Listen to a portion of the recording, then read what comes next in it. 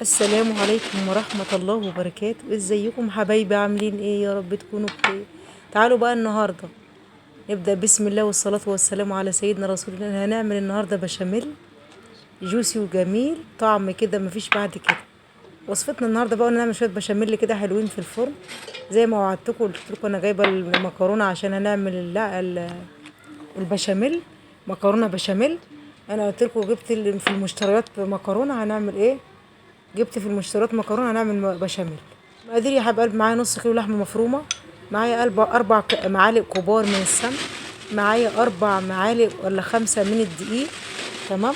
معانا كيلو الا ربع من المكرونه. في بدايه الفيديو يا حبايبي كده صلوا على حبيب قلبكم فيه. لو عجبكم الفيديو اعملوا اشتراك بالقناه، فعلوا جرس الاشعارات عشان كل وصفه من وصفاتي توصل لكم. حبايبي واخواتي في الله، بحبكم في الله. مطبخي مطبخ انا عبد. هنا حطيت حوالي لترين من المية، عليهم معلقة ملح.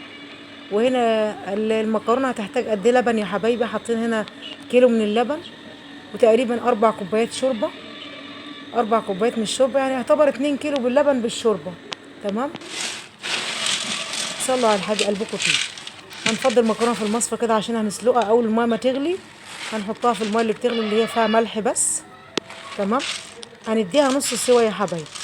المكرونه ما بتاخدش السوا الكامل، خلي بالكم من النقطه ديت. اول الميه ما تغلي هنحطها، هي بتاخد نص سوا، النص التاني بتستوي مع البشاميل يا حبايبي.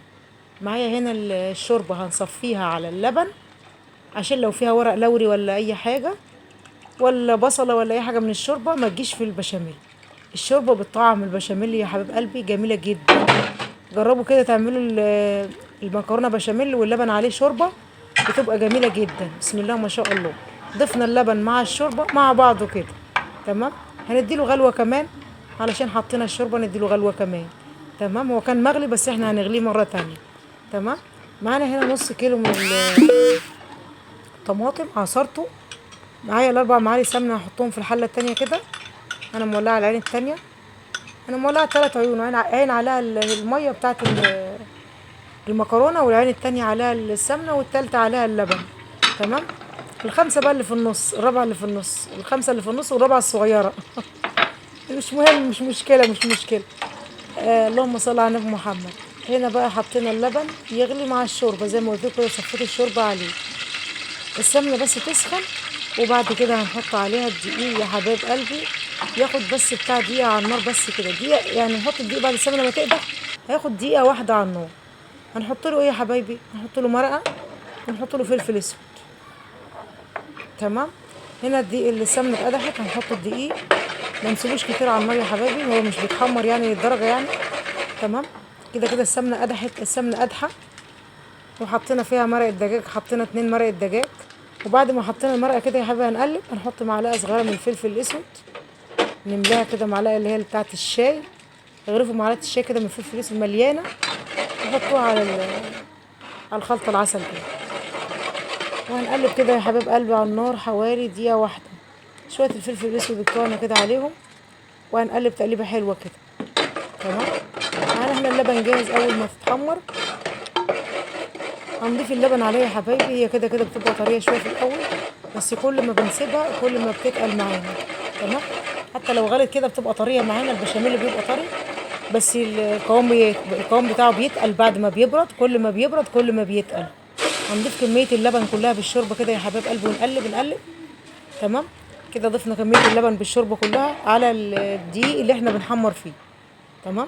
هنقلب بقى، مش هنسيب ايدينا من الحلة، على نار وسط. ما نعليش النار جامد، نار وسط لحد ما ايه القوام يتقل معانا.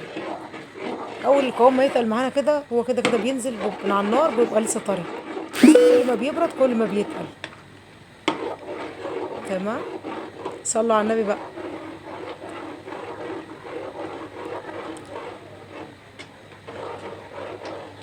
اللهم صل وسلم وبارك على سيدنا محمد وعلى آله وصحبه أجمعين.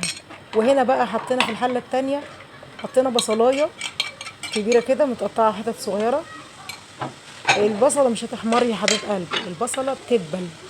معانا نص كيلو لحمة هنحطه. البصلة بتدبل، ممكن تقدروا تحطوا ربع كيلو لحمة بس، مش النص كله كمان. تقدروا تعملوا النص ده على وصفة تانية كمان. ما لازم نوفر يا جماعة. الدنيا غلا بقى ونعمل ندخله في وصفة تانية. الربع كيلو ينفع الصينية. تمام. مفيش مشكلة عادي. وممكن انا عملت معاكم بالفراخ. انا عملت معاكم المكرونه بشاميل بالفراخ وكانت جميله مش باللحمه كمان. انا عملتها بالفراخ وكانت طعمها جميل. بصدور الفراخ. هنقلب كده البصله مع اللحمه، نحط شويه فلفل اسود ونعصجها كده. ما نحطش ملح دلوقتي. الملح بنحطه قرب ما تستوي اللحمه تتعصج، بنحط الملح عشان الملح ما يسويش اللحمه يا حبايبي. ما تحطوش الملح على اللحمه دلوقتي خالص. والبشاميل لو احتاج مننا شويه ملح كمان هنحط. انا بضربه كده ضربه بالمضرب بالسلك بتاع اللي بتاع المضرب الكهربائي، علشان القوام يبقى كده كريمي وحلو، وما يبقاش معايا ايه مكتل فيه كتل عجينه كده، تبقى كله كده زي بعضه كده. تمام. قلبت تقليبه حلوه كده. احنا كده تقريبا طفينا عليه. يبرد البشاميل، كل ما ايه القوام بتاعه بيتقل. نضيفنا هنا المكرونه بقى نسلقها. هنديها يا حباب قلب المكرونه نص سلقه زي ما قلت لكم. هندي صاج كده معانا. الصاج مقاسه 30 في 40، او الصينيه مقاسها يبقى 30 في 40، اصل عامله كميه كبيره. وهنحط بقى في الارضيه كده بقسماط اللي انا كنت عامله معاكم على القناه يا حبايبي، ده بقسماط الفراخ عشان الطبقه دي عشان ما تلزقش معانا. وهنا سلقنا المكرونه نص سوا. وهنضيف البشاميل كده في القاع بتاع الصاج كده من تحت البشاميل، تحت المكرونه. الطبقتين دول مع بعض بيخلوا البشاميل اللي نيجي نقطعه يفك معانا بسهوله. وهنوزع المكرونه كده في اجزاء الصاج. هنوزع المكرونه فيه. تمام. زي ما انتم شايفين كده يا حبيب قلبي. يا ريت لو وصلتوا لحد هنا تحطوا لايك. وبعد كده نحط طبقه من البشاميل، وبعد كده طبقه اللحمه. زي ما انتم شايفين كده وزعنا طبقه اللحمه كده. وهنحط طبقه المكرونه. واخر خالص طبقه البشاميل. طيب كده بقى بسم الله ما شاء الله كده عسل. وهنفردها كده. ومعانا هنا يا حباب قلبي هنحط ايه تاني. انا ما حطيتش بيض جوه العجينه من جوه. بيضايه واحده بس بشويه فلفل اسود نضربها بالشوكه كده. وهنوزعها على الوش مع معلقه سمنه بلدي كده صغيره، تدي ايه بس طعم وريحه كده وتحمر الوش مع البضايه بقى تطلعها من الفرن جوسي وجميله. بص بسم الله ما شاء الله. حاجه كده طعم حاجه يعني. العين بتاكل قبل البق، لازم نعمل حاجه حلوه تطلع معانا زي ما انتم شايفين كده يا حبايب قلبي، جوسي وجميله وطعمها بسم الله ما شاء الله. اهي.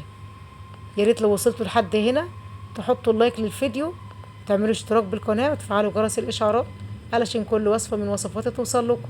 حبايبي واخواتي في الله، كل سنة وانتم طيبين وبخير يا رب وبسعادة. بصوا بقى اهي جوسي وجميلة طعمها خطير يا جماعة.